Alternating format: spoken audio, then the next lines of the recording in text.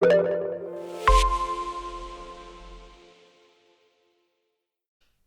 guys, it's Max here from Daily Market Movements. Before I start this video, I just want to start by saying a huge thank you to everyone who has joined my Signal group in the past couple of days. You know, on Monday we had a great number of people join our Signal group, so thank you very much and welcome to the team.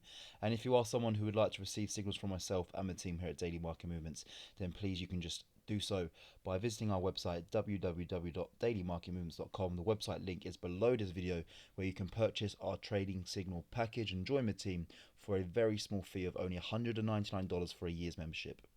So in front of me is the gold futures chart, and as you can see, yesterday we actually had a bullish day. We traded above the 200-day EMA. If you would watch my videos on Monday, I did state that this level here is a very important stage for the gold futures chart on determining where we go next. And as you can see, the 200-day EMA did hold, and we did manage to pull back above the 200-day EMA, and we are now trading slightly just above it.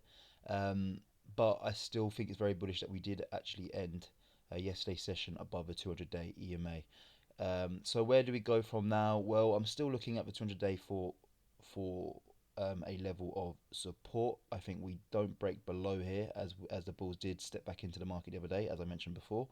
So I see us trading back up towards, maybe to test the bottom of this uptrend that we've been in since June 2019. And you know, you could argue that the 50-day EMA will come into contact around that price there as well.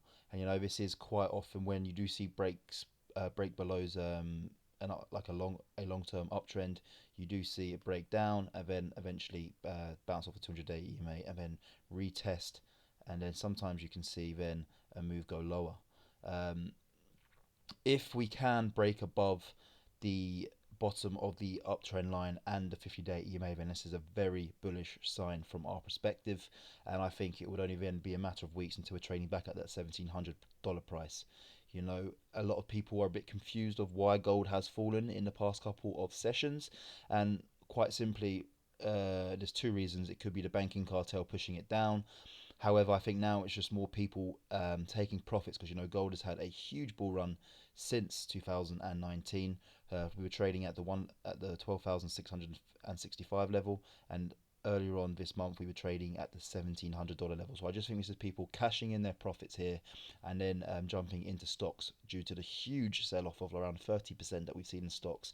You know, there's some stocks there which are great value for money and you can buy really cheap. So that's what I think this is.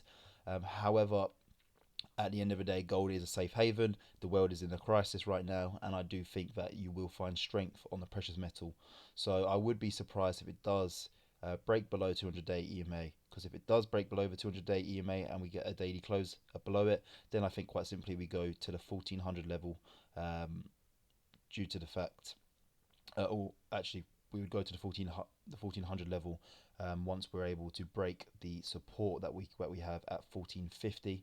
So my short-term target would be that 1450 level, and then my longer-term target would be the 1400 level, due to the fact we do still have a gap that we need to close here, which we still haven't closed, which appeared back in June 2019.